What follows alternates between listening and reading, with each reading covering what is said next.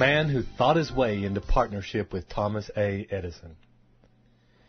Truly, thoughts are things, and powerful things at that, when they are mixed with definiteness of purpose, persistence, and a burning desire for their translation into riches or other material objects. A little more than 30 years ago, Edwin C. Barnes discovered how true it is that men really do think and grow rich. His discovery did not come about at one sitting. It came little by little, beginning with a burning desire to become a business associate of the great Edison. One of the chief characteristics of Barnes' desire was that it was definite. He wanted to work with Edison, not for him. Observe carefully the description of how he went about translating his desire into reality, and you will have a better understanding of the 13 principles which lead to riches. When this desire, or impulse of thought, first flashed into his mind, he was in no position to act upon it. Two difficulties stood in his way. He did not know Mr. Edison, and did not have enough money to pay his railroad fare to Orange, New Jersey. These difficulties were sufficient to have discouraged the majority of men from making any attempt to carry out the desire. But his was no ordinary desire. He was so determined to find a way to carry out his desire that he finally decided to travel by blind baggage rather than be defeated. To the uninitiated, this means that he went to East Orange on a freight train. He presented himself at Mr. Edison's laboratory and announced he had come to go into business with the inventor. And speaking of the first meeting between Barnes and Edison years later, Mr. Edison said, "He stood there before me, looking like an ordinary tramp. But there was something in the expression of his face which conveyed the impression that he was determined to get what he had come after." I had learned from years of experience with men that when a man really desires a thing so deeply that he is willing to stake his entire future on a single turn of the wheel in order to get it, he is sure to win. I gave him the opportunity he asked for because I saw he had made up his mind to stand by until he succeeded. Subsequent events proved that no mistake was made. Just what Barnes said to Mr. Edison on that occasion was far less important than that which he thought. Edison himself said so. It could not have been the young man's appearance which got him his start in the Edison's office, for that was definitely against him. It was what he thought that counted. If the significance of this statement could be conveyed to every person who reads it, there would be no need for the remainder of this book.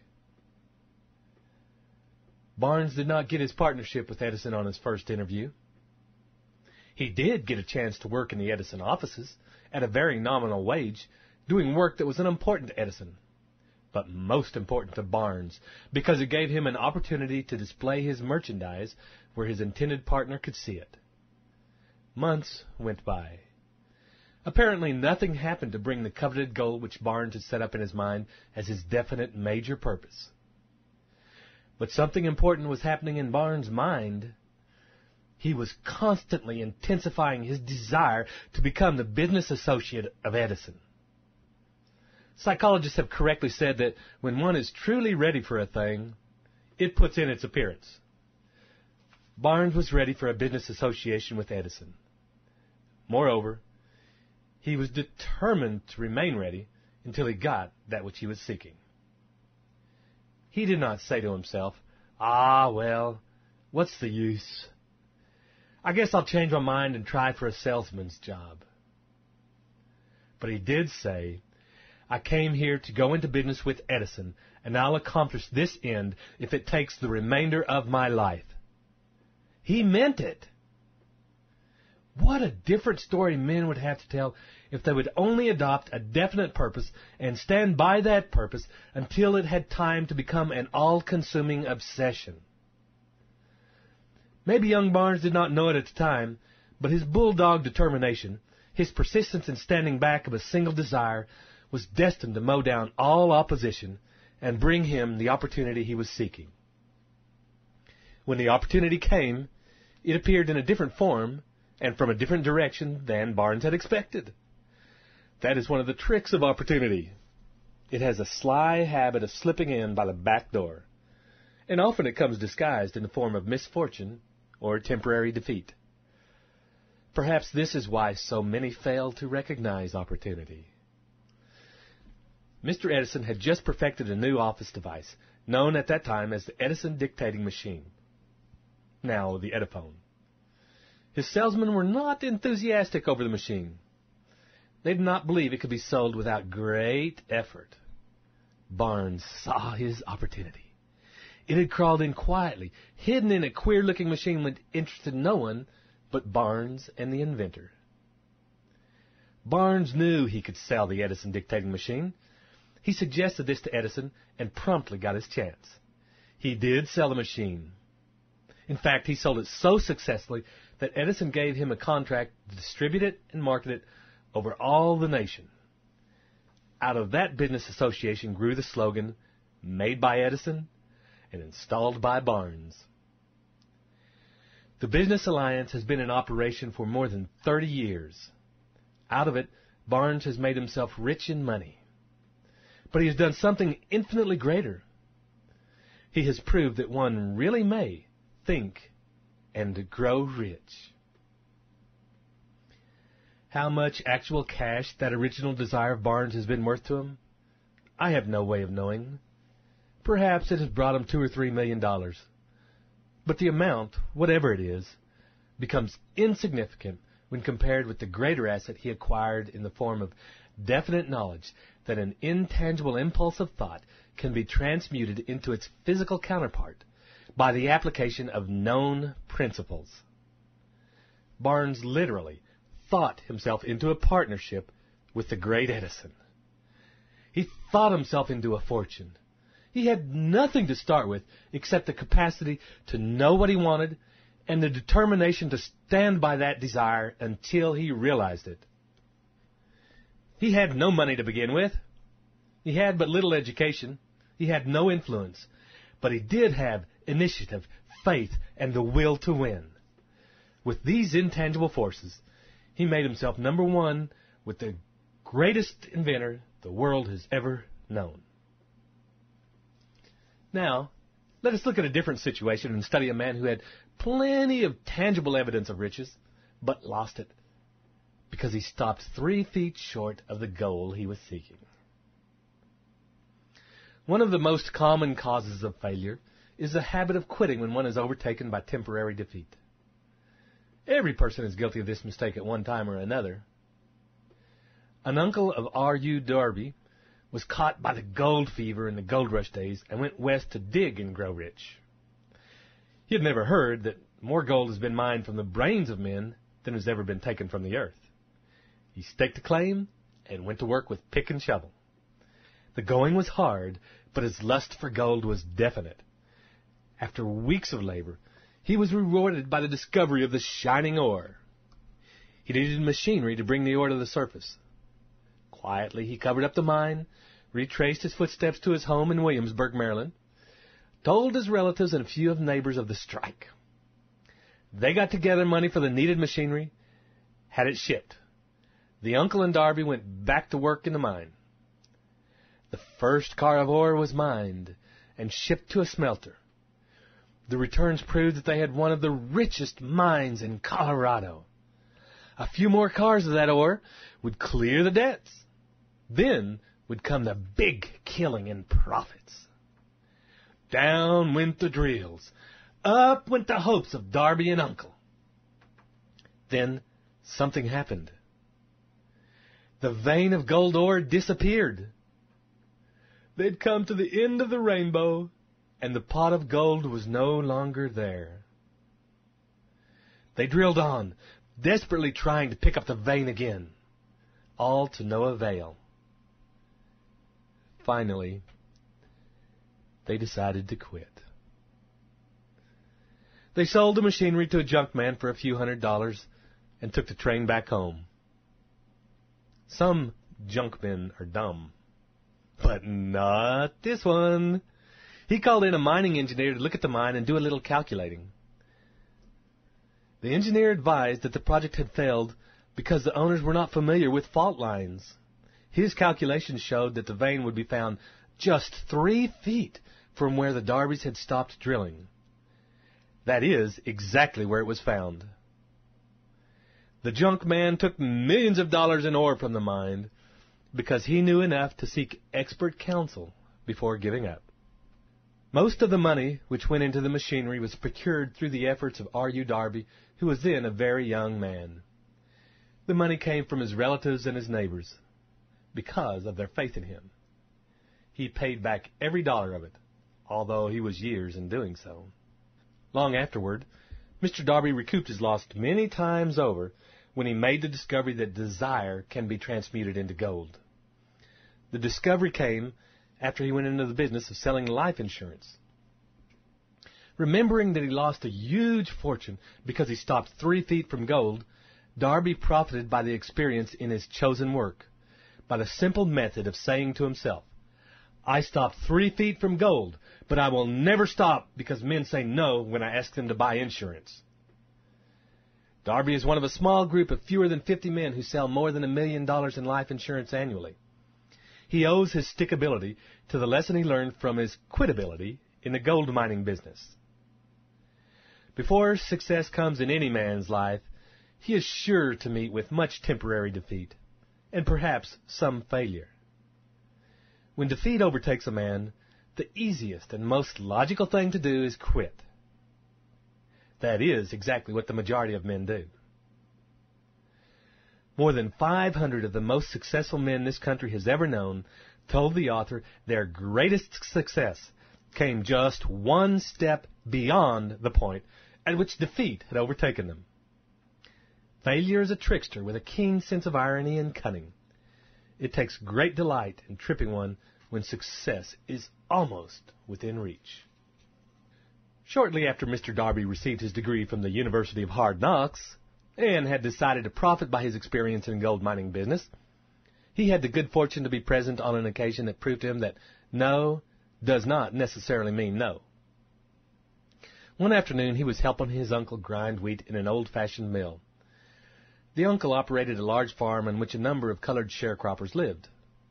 Quietly the door was opened, and a small colored child, the daughter of a tenant, walked in and took her place near the door. The uncle looked up, saw the child, and barked at her roughly. "What do you want?" Meekly the child replied, "My mammy say, send her 50 cents. "I'll not do it," the uncle retorted. "Now you run on home." "Yes, sir," the child replied. But she did not move. The uncle went ahead with his work, so busily engaged that he didn't pay enough attention to the child to observe that she did not leave. When he looked up and saw her still standing there, he yelled at her, "I told you to go on home! Now go on, or I'll take a switch to you!" The little girl said, "Yes, sir." But she did not budge an inch. The uncle dropped a sack of grain he was about to pour into the mill hopper, picked up a barrel stave, and started toward the child with an expression on his face that indicated trouble. Darby held his breath. He was certain he was about to witness a murder. He knew his uncle had a fierce temper. He knew that colored children were not supposed to defy white people in that part of the country. When the uncle reached the spot where the child was standing, she quickly stepped forward one step, looked up into his eyes, and screamed at the top of her shrill voice, "My mammy's gotta have that 50 cents!" The uncle stopped, looked at her for a minute, then slowly laid the barrel stave on the floor, put his hand in his pocket, took out a $50, and gave it to her. The child took the money and slowly backed toward the door, never taking her eyes off the man whom she had just conquered. After she had gone, the uncle sat down on a box and looked out the window into space for more than 10 minutes. He was wondering with awe over the whipping he had just taken. Mr. Darby, too, was doing some thinking. That was the first time in all his experience that he had ever seen a colored child deliberately master an adult white person. How did she do it? What happened to his uncle that caused him to lose his fierceness and to become as docile as a lamb? What strange power did this child use that made her master over her superior? These and other similar questions flashed into Darby's mind, but he did not find the answer until years later when he told me the story. Strangely, the story of this unusual experience was told to the author in the old mill on the very spot where the uncle took the whipping. Strangely, too, I had devoted nearly a quarter of a century to the study of the power which enabled an ignorant, illiterate colored child to conquer an intelligent man. As we stood there in that musty old mill, Mr. Darby repeated the story of the unusual conquest and finished by asking, "What can you make of it? What strange power did that child use that so completely whipped my uncle?" The answer to his question will be found in the principles described in this book. The answer is full and complete. It contains details and instructions sufficient to enable anyone to understand and apply the same force which the little child had accidentally stumbled upon. Keep your mind alert, and you will observe exactly what strange power came to the rescue of the child, and you will catch a glimpse of this power in the next chapter. Somewhere in the book you will find an idea that will quicken your receptive powers and place at your command, for your own benefit, this same irresistible power. The awareness of this power may come to you in the first chapter, or it may flash into your mind in some subsequent chapter. It may come in the form of a single idea, or it may come in the nature of a plan or a purpose.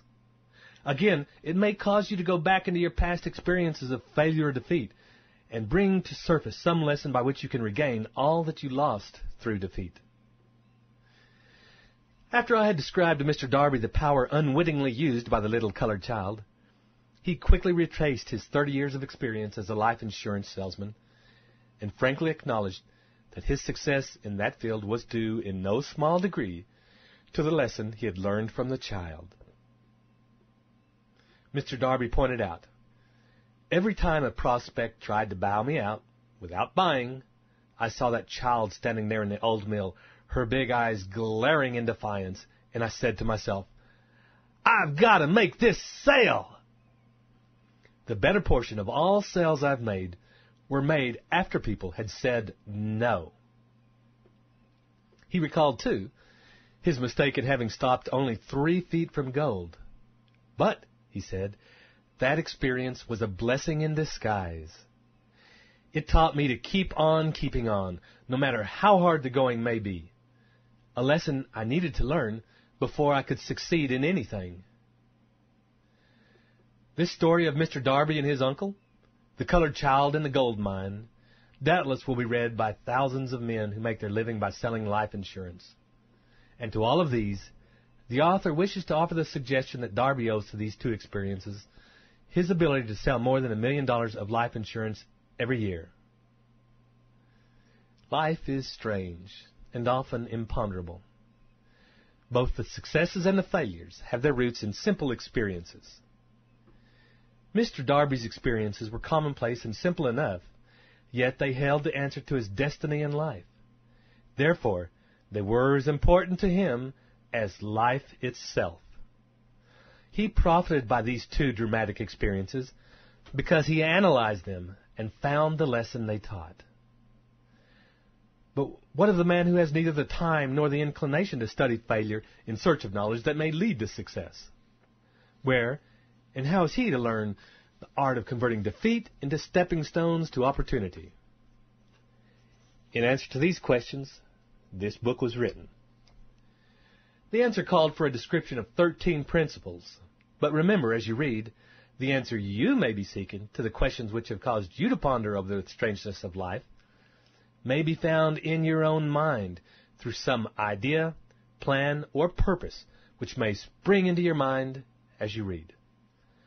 One sound idea is all that one needs to achieve success. The principles described in this book contain the best and the most practical of all that is known concerning ways and means of creating useful ideas. Before we go any further in our approach to the description of these principles, we believe you are entitled to receive this important suggestion. When riches begin to come, they come so quickly, in such great abundance, that one wonders where they have been hiding during all those lean years. This is an astounding statement, and all the more so when we take into consideration the popular belief that riches come only to those who work hard and long. When you begin to think and grow rich, you will observe that riches begin with a state of mind, with definiteness of purpose, with little or no hard work. You and every other person ought to be interested in knowing how to acquire that state of mind which will attract riches. I spent 25 years in research analyzing more than 25,000 people because I, too, wanted to know how wealthy men become that way. Without that research, this book could not have been written. Here, take notice of a very significant truth. That is, the business depression started in 1929 and continued on to an all-time record of destruction until sometime after President Roosevelt entered office. Then the depression began to fade into nothingness. Just as an electrician in a theater raises the lights so gradually that darkness is transmuted into light before you realize it, so did the spell of fear in the minds of the people gradually fade away and become faith. Observe very closely. As soon as you master the principles of this philosophy and begin to follow the instructions for applying those principles, your financial status will begin to improve, and everything you touch will transmute itself into an asset for your benefit. Impossible? Not at all. One of the main weaknesses of mankind is the average man's familiarity with the word impossible. He knows all the rules which will not work. He knows all the things which cannot be done. This book was written for those who seek the rules which have made others successful and are willing to stake everything on those rules. A great many years ago, I purchased a fine dictionary. The first thing I did with it was to turn to the word impossible and neatly clip it out of the book. That would not be an unwise thing for you to do. Success comes to those who become success conscious. Failure comes to those who indifferently allow themselves to become failure conscious. The object of this book is to help all who seek it to learn the art of changing their minds from failure consciousness to success consciousness. Another weakness found in altogether too many people is the habit of measuring everything and everyone by their own impressions and beliefs.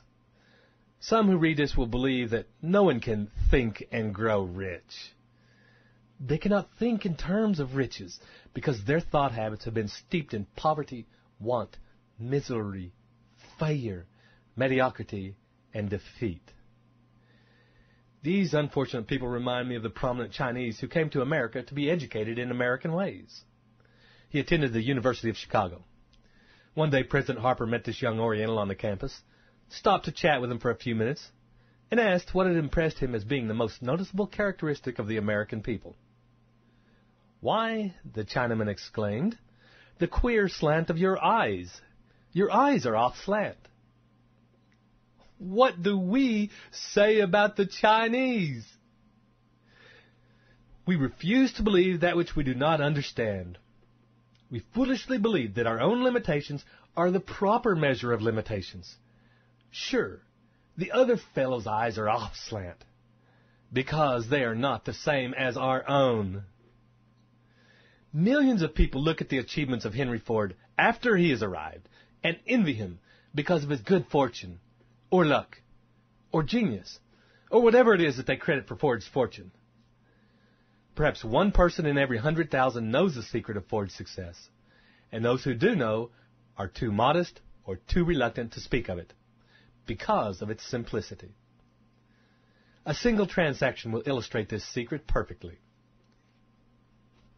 A few years back, Ford decided to produce his now famous V8 motor. He chose to build an engine with the entire 8 cylinders cast in one block, and instructed his engineers to produce a design for the engine. The design was placed on paper, but the engineers agreed, to a man, that it was simply impossible to cast an 8-cylinder gas engine block in one piece. Ford said, "Produce it anyway." "But," they replied, "it's impossible."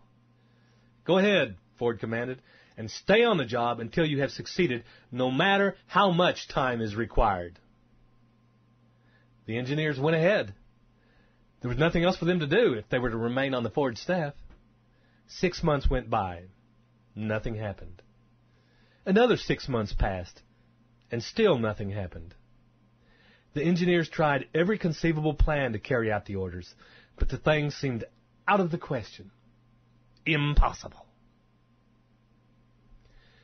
At the end of the year, Ford checked with his engineers, and again they informed him they had found no way to carry out his orders. "Go right ahead," said Ford. "I want it, and I'll have it." They went ahead, and then, as if by a stroke of magic, the secret was discovered. The Ford determination had won once more. This story may not be described with minute accuracy, but the sum and substance of it is correct. Deduce from it, you who wish to think and grow rich, the secret of the Ford millions, if you can. You'll not have to look very far. Henry Ford is a success because he understands and applies the principles of success. One of these is desire, knowing what one wants. Remember this Ford story as you read, and pick out the lines in which the secret of his stupendous achievement have been described. If you can do this, if you can lay your finger on the particular group of principles which made Henry Ford rich, you can equal his achievements in almost any calling for which you are suited. You are master of your fate, the captain of your soul. When Henry wrote the prophetic lines, "I am the master of my fate, I am the captain of my soul," he should have informed us that we are masters of our fate, the captains of our souls, because we have the power to control our thoughts. He should have told us that the ether in which this little earth floats, in which we move and live and have our being, is a form of energy moving at an inconceivably high rate of vibration, and that the ether is filled with a form of universal power which adapts itself to the nature of the thoughts we hold in our minds, and influences us in natural ways to transmute our thoughts into their physical equivalent. If the poet had told us this great truth, we would know why it is we are masters of our fate, the captains of our souls. He should have told us with great emphasis that this power makes no attempt to discriminate between destructive thoughts and constructive thoughts, that it will urge us to translate into physical reality thoughts of poverty just as quickly as it will influence us to act upon thoughts of riches. He should have told us, too, that our brains become magnetized with the dominating thoughts which we hold in our minds, and by means with which no man is familiar, these magnets attract to us the forces, the people, the circumstances of life which harmonize with the nature of our dominating thoughts. He should have told us that before we can accumulate riches in great abundance, we must magnetize our minds with intense desire for riches, that we must become money conscious until the desire for money drives us to create definite plans for acquiring it. But being a poet and not a philosopher, Henry contented himself by stating a great truth in poetic form, leaving those who followed him to interpret the philosophical meaning of his lines. Little by little, the truth has unfolded itself until it now appears certain that the principles described in this book hold the secret of mastery over our economic fate. We are now ready to examine the first of these principles. Maintain a spirit of open-mindedness, and remember as you read, they are the invention of no one man. These principles were gathered from the life experiences of more than 500 men who actually accumulated riches in huge amounts. Men who began in poverty, with but little education, without influence. The principles worked for these men. You can put them to work for your own enduring benefit. Before you read the next chapter, I want you to know that it contains factual information which might easily change your entire financial destiny, as it has so definitely brought changes of stupendous proportions to two people described. I want you to know also that the relationship between these two men and myself is such that I could have taken no liberties with the facts, even if I had wished to do so. One of them has been my closest personal friend for almost 25 years. The other is my own son. Before you read the next chapter, I want you to know that it contains factual information which might easily change your entire financial destiny, as it has so definitely brought changes of stupendous proportions to two people described. I want you to know also that the relationship between these two men and myself is such that I could have taken no liberties with the facts, even if I had wished to do so. One of them has been my closest personal friend for almost 25 years. The other is my son.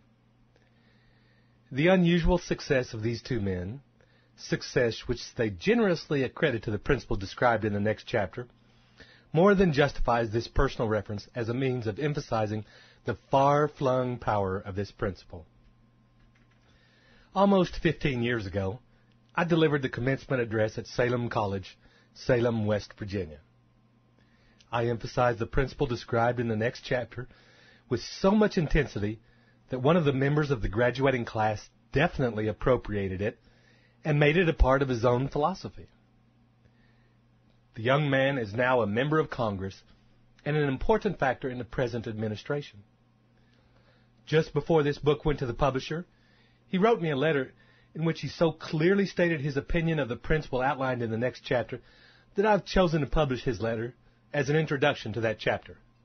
It gives you an idea of the rewards to come.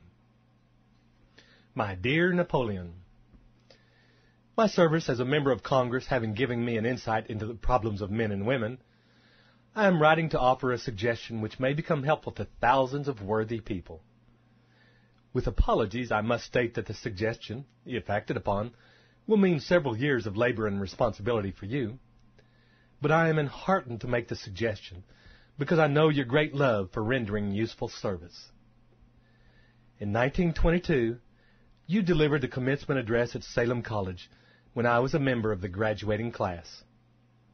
In that address, you planted in my mind an idea which has been responsible for the opportunity I now have to serve the people of my state, and will be responsible in a very large measure for whatever success I may have in the future. The suggestion I have in mind is that you put into book the sum and substance of the address you delivered at the Salem College, and in that way give the people of America an opportunity to profit by your many years of experience in association with the men who, by their greatness, have made America the richest nation on earth. I recall, as though it were yesterday, the marvelous description you gave of the method by which Henry Ford, with but little schooling, without a dollar, with no influential friends, rose to great heights. I made up my mind then, even before you had finished your speech, that I would make a place for myself, no matter how many difficulties I had to surmount.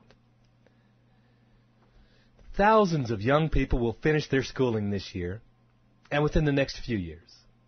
Every one of them will be seeking just such a message of practical encouragement as the one I received from you. They will want to know where to turn, what to do to get started in life.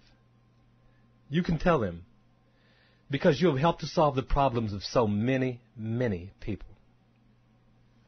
If there is any way possible you can afford to render so great a service, may I offer the suggestion that you include with every book one of your personal analysis charts, in order that the purchaser of the book may have the benefit of a complete self-inventory, indicating, as you indicated to me years ago, exactly what is standing in the way of success.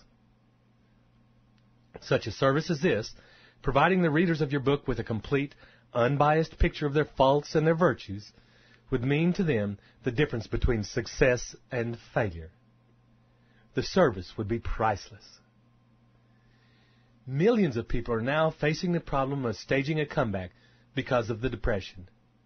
And I speak from personal experience when I say I know these earnest people would welcome the opportunity to tell you their problems and to receive your suggestions for the solution. You know the problems of those who face the necessity of beginning all over again.